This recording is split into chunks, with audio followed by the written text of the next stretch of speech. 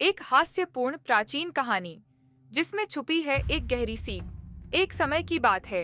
भारत के एक समृद्ध राज्य माणिक्य में एक राजा राज करता था। नाम था राजा भोजनपाल।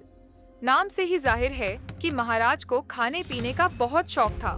लेकिन खाने के अलावा उन्हें दो और चीजें बेहद प्यारी थीं।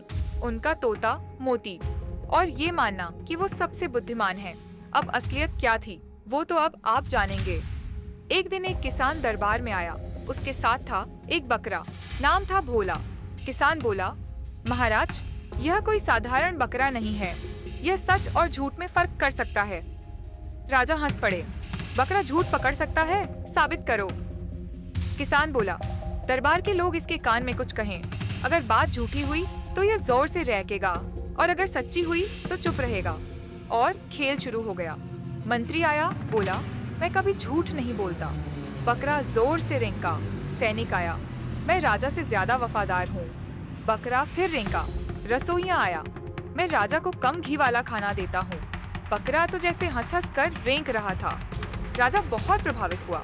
उसने 1000 सोने के सिक्के देकर वो बकरा खरीद लिया। रात को राजा चुपचाप बकरे के पास गया। धीरे से उसके कान में बोला, मैं बहुत कम खाता हूँ और रोज योग करता हूँ। बकरे ऐसी जोर की रेंक मारता है कि पूरा महल गूंज जाता है। राजा शर्मिंदा हुआ, लेकिन उसे यकीन हो गया कि ये बकरा वाकई जादुई है। पर कुछ दिन बाद बकरा कुछ भी बोलना बंद कर देता है। न रेंगता है न हिलता है। राजा परेशान होता है। किसान को बुलाने का आदेश देता है, लेकिन किसान तो सिक्के लेकर कब का जा चुका होता है।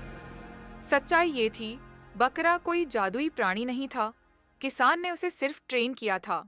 जब कोई झूठ बोलता, किसान उसके कान के पीछे खुजली करता। बकरे को सिखा रखा था कि खुजली होते ही रेंकना है, बाकी सब बस खेल था। सीख क्या है? अगर सुनने वाला मूर्ख हो तो बकरा भी पंडित लगने लगता है। तब से माणिक्य राज्य में एक कहावत चल पड़ी, भोला को पूछा था क्या। ऐसी और मजेदार कहानियों के लिए चैनल को जरूर सब्सक्राइब करें और कमेंट में बताइए, क्या आपने भी कभी भोला जैसा कोई देखा है?